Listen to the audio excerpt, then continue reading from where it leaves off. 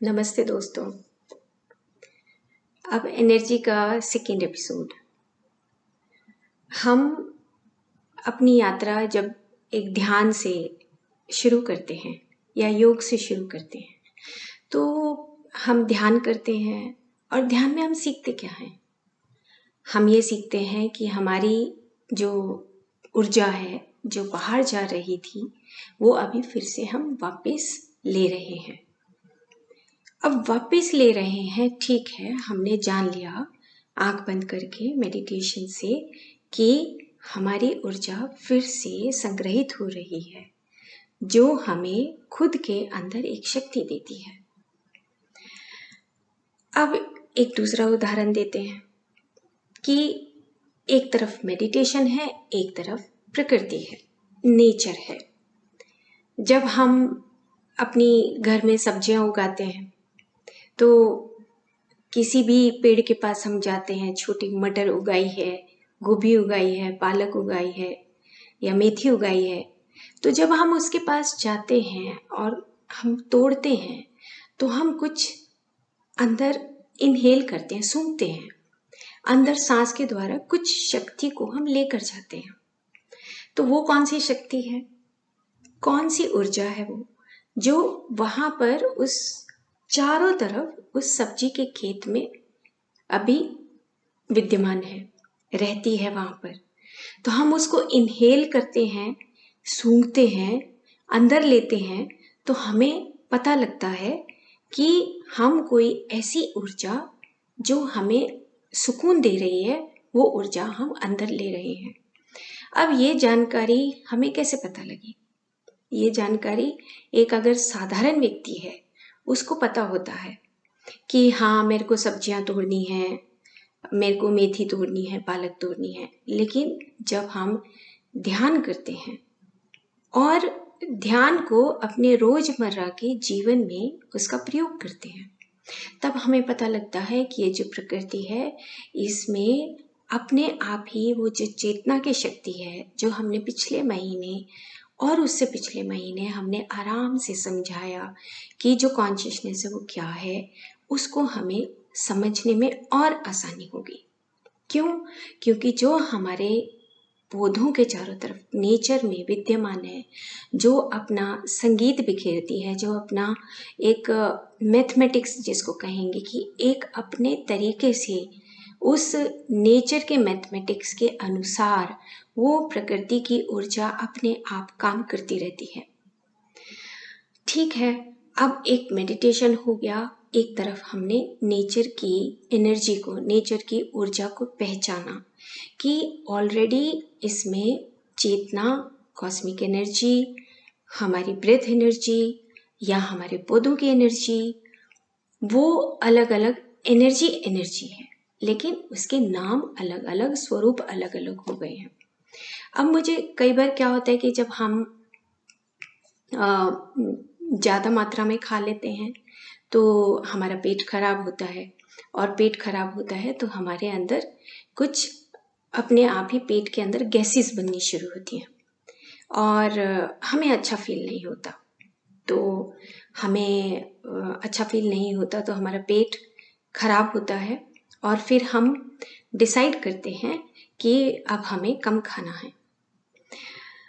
अब अगर हम इस प्रकार से हमारी जो वायु है, अपान वायु है, हम अपान वायु है, प्राण वायु है, व्यान वायु है, हम जब शरीर के भीतर की उस वायु की, उस मूवमेंट की बात करते हैं, गति की बात करते हैं, तो हमें समझ आता है कि हमारी अलग अलग वायु अलग अलग जगह पे अपना अपना कार्य करती है।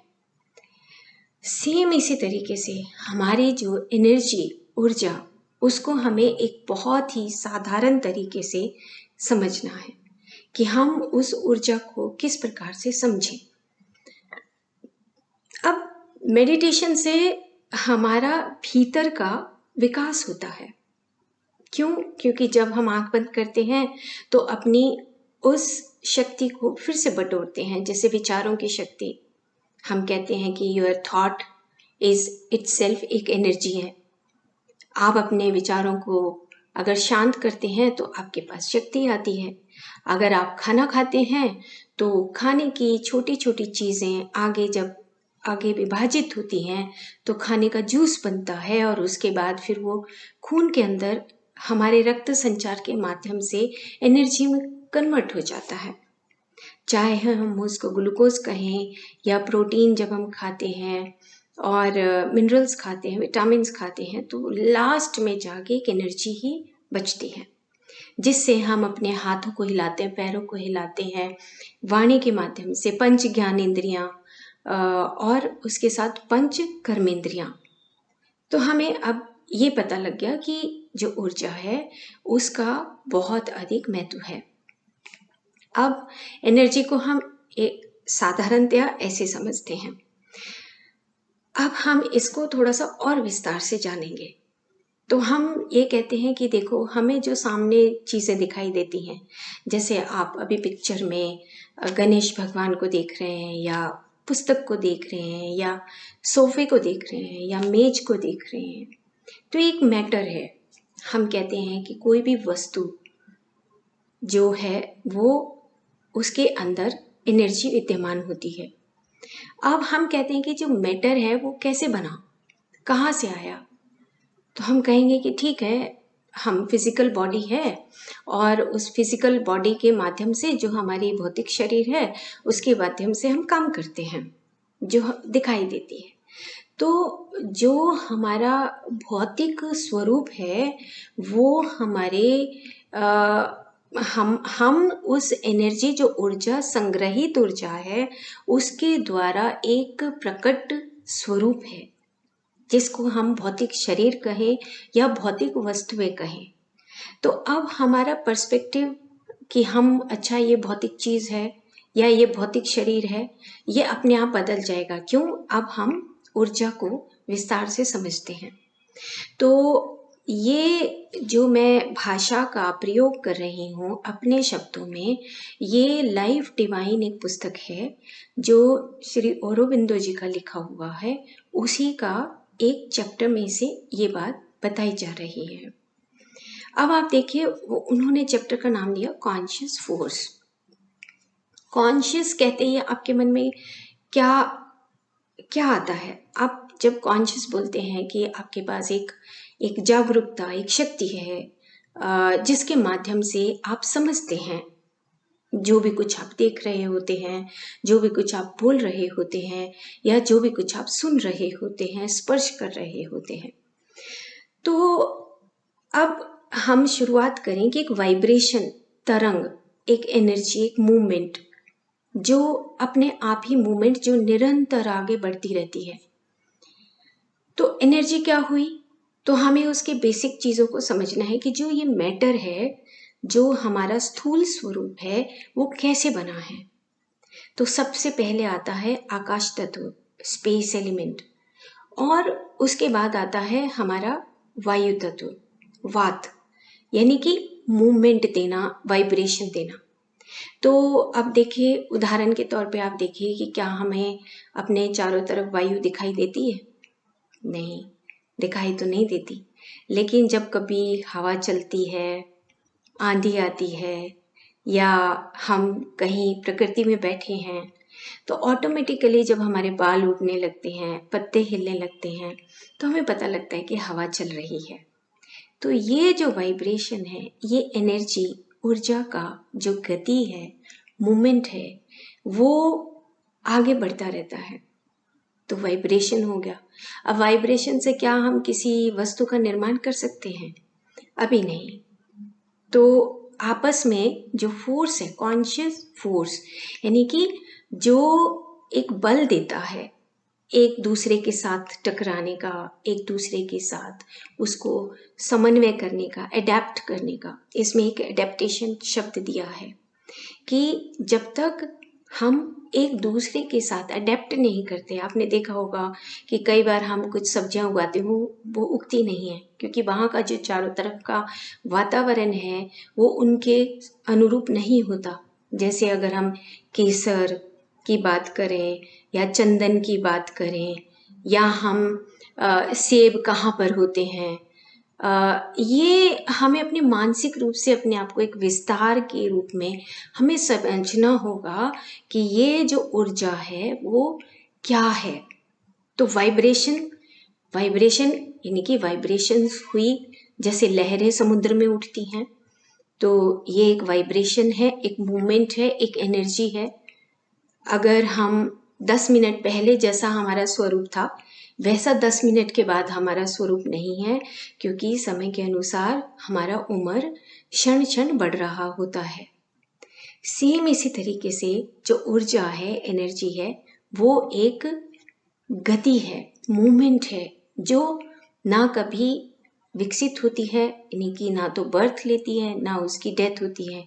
इसलिए हम कहते हैं कि जो हम लोग, हम कौन हैं? हम इमॉर्टल हैं। हमारी मृत्यु नहीं होती क्योंकि हम कॉस्मिक बीइंग हैं, एनर्जी बीइंग हैं। हमारी ऊर्जा हमेशा निरंतर आगे विस्तार करती रहती है। तो अब हमें ये बात बहुत सूक्ष्म स्वरूप से समझनी है, क्योंकि अगर हम प्रकृति को एक तरफ समझ रहे हैं तो उसके अपोजिट, उसके रिफ्लेक्शन में हमें अपने अंदर क्या समझना है। हमें ये समझना है कि जैसे प्रकृति अपने अनुरूप, अपने उस मैथमेटिक्स के अनुसार बदलती है, आगे बढ़ती है, उसी प्रकार से हम भी अपने जीवन में अपनी एनर्जी के माध्यम से आगे बढ़ते हैं, स्टकअप नहीं होते। लेकिन अब जैसे ही स्टकअप होंगे तो हमारा मैटर के स्वरूप में निर्माण होना शुरू हो जाता है। वहां पर लिखा कि तुम एडेप्ट करते हो चीजों को, एक अनुरूप, उस वातावरण के अनुरूप हम अपने आप को ढालते हैं। और फिर धीरे धीरे जो वाइब्रेशन है, आकाश तत्व है, जो स्पेस एलिमेंट है, उसके अंदर जो वाइब्रेशंस होते हैं, उसके बाद वो वाइब्रेशंस के माध्यम से हम किसी चीज़ों को देख नहीं सकते। बनिस्बत कि हम जैसे हवा चले तो हम पहचान सकते हैं पत्तों के माध्यम से कि हवा चल रही है। तो फिर तीसरी बात क्या आती है? वो आती है fire element, electricity, light, heat. अब ये कॉन्शियस फोर्स क्या करती है कि जब किसी भी अस्वरूप से स्वरूप में किसी को ढालती है तो फायर का, अग्नि का बहुत अधिक महत्व होता है। अग्नि को आप एक साधारण भाषा में अग्नि को समझ सकते हैं। जैसे आप गैस के ऊपर आप जब खाना पकाते हैं, रोटी बनाते हैं, सब्जी बनाते हैं, तो आपको पता है कि बिना अग्नि के हमारा खाना पक नहीं सकता। इसी तरीके से जब आप खाना खाते हैं और अंदर जो आपके पेट के अंदर जो आपके एंजाइम्स हैं, हार्मोन्स हैं, वो आपका अग्नि के स्वरूप की तरह काम करते हैं। खाना बाहर से हमने पका हुआ खाया, लेकिन फिर से वही खाना अंदर हमारे शरीर के अनुसार वो पकता है और उसके बाद ही वो रक्त संचार में शामिल होता है। तो अग्नि का एक स्वरूप हमने ये देखा।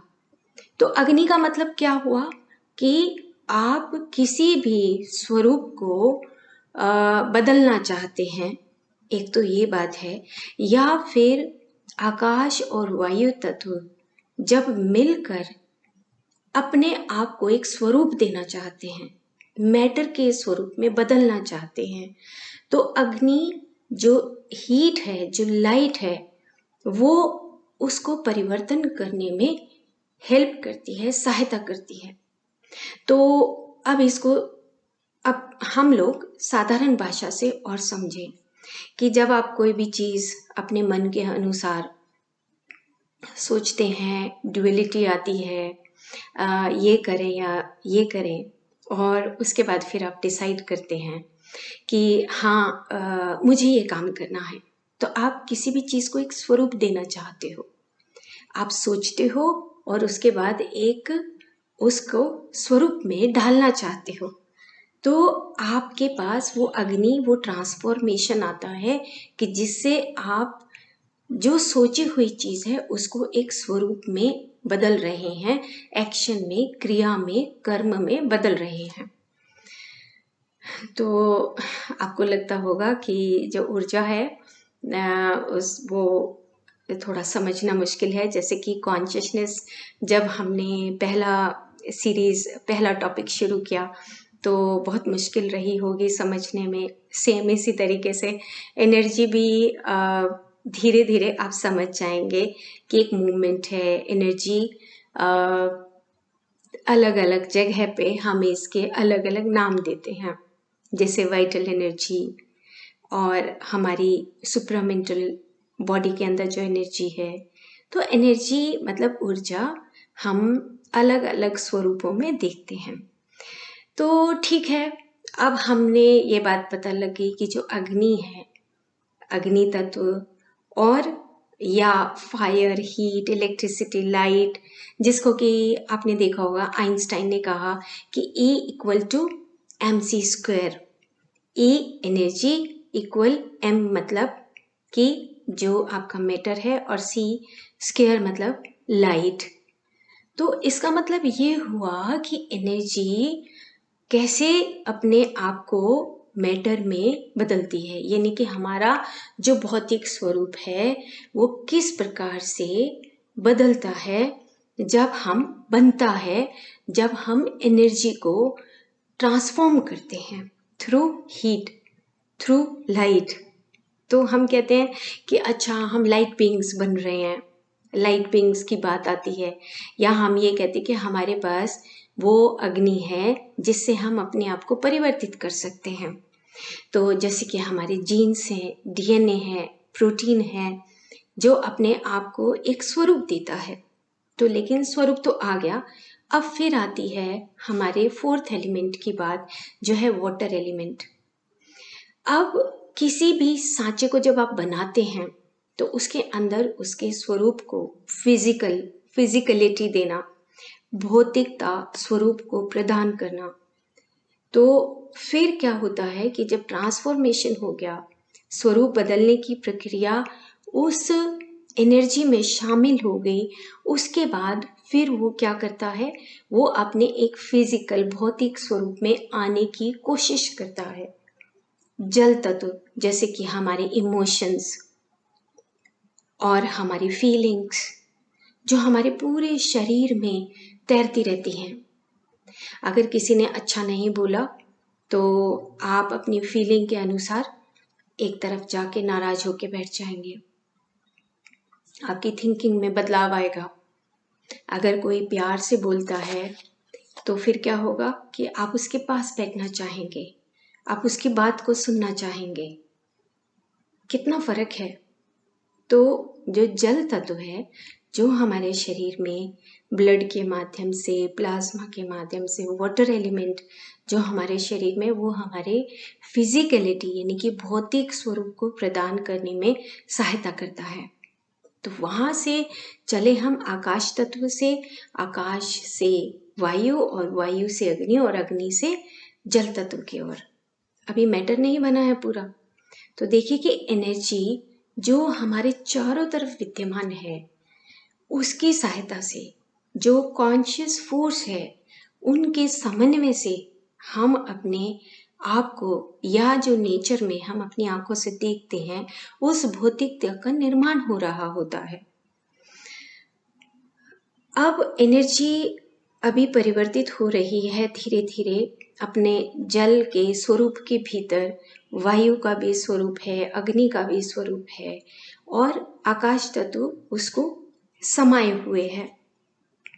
फिर बात आती है कि पृथ्वी तत्व कि अब कोहेजन, अब क्या हुआ कि वो मैटर फॉर्म में आ गया है, और मैटर फॉर्म में हमें वो विजिबल हो गया है। जैसे जल तत्व हमें दिखाई देता है, ऐसे ही हमें पृथ्वी तत्व भी दिखाई देता है। लेकिन उन सब के अंदर कहीं ना कहीं सारभूत जो हमारे वायु के गुण, आकाश के गुण, अग्नि के गुण उसमें विद्यमान होते हैं। तो चलिए, अब ये बात आपको समझ आ गई कि E इक्वल टू mc², मतलब कि आप जो ऊर्जा अपने भीतर जो विचार कर रहे होते हैं, स्पेसिफिकली कि जो हम मनुष्य हैं, तो जो भी विचार करते हैं हम उसी के अनुसार अपने आप को अपने भीतर हमारे उन कोमल अंगों में वो एनर्जी हमारे अंदर संग्रहित होकर हमारे ऑर्गन्स को, यानी कि हमारे जो कोमल अंग हैं उनको भी कुछ न कुछ स्वरूप दे रही होती है। तो देखिए कि जो ऊर्जा है वो कितनी महत्वपूर्ण है। तो कॉन्शियस जो फोर्स है वो बताई गई है कि जब आप अपने उस मटेरियल फिनोमेना को समझते हैं तो हमें ये बात ध्यान में रखनी है कि एनर्जी जो आपके भीतर जो एनर्जी संग्रहित हो रही है उसी के माध्यम से आप अपने स्वरूप को प्रदान करते हैं, भले ही वो अच्छा है और भले ही बुरा है। तो हमने पहले वाले एपिसोड में ये बताया था कि हम खुद में प्रोड्यूसर्स भी हैं और खुद में कंज्यूमर्स भी हैं। तो आप क्या कंज्यूम करते हैं, किस प्रकार की ऊर्जा को आप ले रहे होते हैं, किस व्यक्ति से कौन सी बात को ग्रहण कर रहे होते हैं, कौन सी बात को सुन रहे होते हैं, कौन से चैनल को खोलकर आप देख रहे होते हैं, कौन सी वाईफाई के माध्यम से आप इलेक्ट्रिसिटी के माध्यम से, इलेक्ट्रॉनिक्स के माध्यम से आप देख रहे होते हैं कि मैं किस प्रकार की एनर्जी को अपने भीतर ले रहा हूँ। ये एक बहुत मोटी भाषा में एनर्जी के स्वरूप को समझाया है। तो प्रोड्यूसर्स, आप कैसे प्रोड्यूसर्स हैं, क्या प्रोड्यूस कर रहे हैं, क्या आप दे रहे हैं लोगों को। तो इसमें हमने पिछले एपिसोड में बताया कि आपकी लोअर नीड्स और हायर नीड्स के बारे में। लोअर नीड्स मतलब कि आप जब अपनी जो ज़रूरत का सामान है जो आप उसको पूर्ण करते हैं, लेकिन उसका तो एंड नहीं है। कितने कपड़े खरीदेंगे, एंड नहीं है। लेकिन कितना बड़ा घर बनाएंगे, एंड नहीं है। कितना धन संचित करेंगे, एंड नहीं है।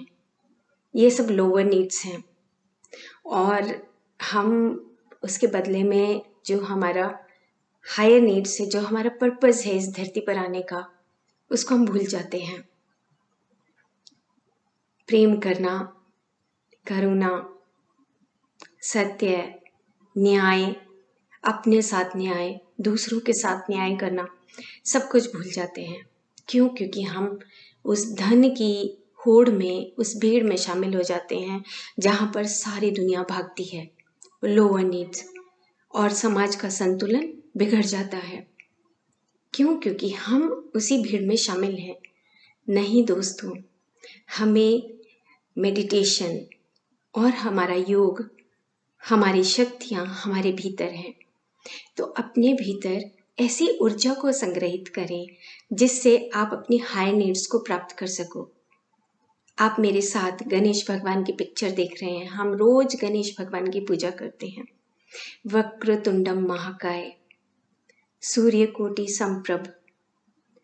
जब हम ये मंत्र चैंट करते हैं तो अपने अंदर एक शक्ति भर जाती है।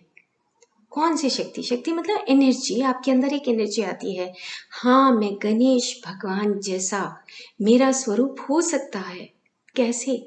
जब हम लोअर नीड्स को उतना ही रखें जितना हम अपना सो सकते हैं, खा सकते हैं, पी सकते हैं, पहन सकते हैं, अपने उस घर में अपने आप को संयमित कर सकते हैं। और उसके साथ जो हायर नीड्स हैं, जो अनंत हैं, कोई करुणा की सीमा नहीं है, बंधन में नहीं है वो, प्यार की कोई सीमा नहीं होती, जस्टिस, सत्य, इसकी कोई सीमा नहीं है। हमें इन चीज़ों को समझने के लिए हमें अपने भीतर से अपने उस ऊर्जा स्वरूप को पहचानना होगा। क्यों? क्योंकि अगर हम उस ऊर्जा के स्वरूप को पहचान सकते हैं तो अपने इस भौतिक स्वरूप को भी एक भगवान की तरह, परम तत्व की तरह उसका निर्माण कर सकते हैं। इतना आसान नहीं है परम तत्व बनना, परमात्मा बनना, भगवान बनना। क्यों? क्योंकि उसके लिए हमें बहुत प्रयास करना पड़ेगा। कैसे? अपनी एनर्जी को, अपनी ऊर्जा को सही तरीके से समझकर। मॉर्निंग में मेडिटेशन कर लिया, इवनिंग में मेडिटेशन कर लिया और उसके बाद नेचर के साथ आपने अपने आप को समाहित करना सीखा। घर में सब्जियां उगाइए, छोटे छोटे स्वरूप में। उन सब्जियों के माध्यम से आप प्रकृति को जानना सीखिए। आपको प्रकृति से प्रेम होने लगेगा। आपको पता लगेगा कि ये जो ऊर्जा है ये कितनी शक्तिशाली है। कॉन्शियसनेस यानी जो अपने आप में शाश्वत है, एब्सोल्यूट है, इटर्नल है, जिसको मिटाया नहीं जा सकता, काटा नहीं जा सकता। कितनी बार ये बात हमने सुनी है, लेकिन हम कैसे हो सकते हैं? हम हो सकते हैं बार बार अभ्यास करें, अपने भीतर जाएं, पहचानें कि मैं चारों तरफ जो देख रहा हूँ उस प्रकृति में, उस प्रकृति के माध्यम से मैं उस चेतना को कैसे समझ सकता हूँ, उस ऊर्जा को कैसे समझ सकता हूँ, कॉन्शियस फोर्स को कैसे समझ सकता हूँ। ब्रह्म, हम बोलते हैं अहम ब्रह्मास्मि। ब्रह्म मतलब चेतना, लेकिन क्या चेतना को चलो हम अपने अंदर से माइनस करते हैं। आप देखिए, आपके अंदर एनर्जी की मूवमेंट है, ओके, 5 एलिमेंट्स भी हैं, 5 तत्व हैं, लेकिन कॉन्शियसनेस को निकाल दो तो आप कुछ भी नहीं कर पाएंगे। क्यों? क्योंकि कॉन्शियसनेस उन सारी चीज़ों को समाये हुए है, और कॉन्शियस फोर्स जो आपको स्वरूप प्रदान करती है, एनर्जी आपको एक मूवमेंट में लाती है, गति प्रदान करती है। हम अपने जड़ से चेतन स्वरूप की तरफ जाते हैं, तो हमें इन बातों का ध्यान रखना है, और इससे आगे हम विस्तार से बात करेंगे तीसरे एपिसोड में। Thank you. नमस्ते।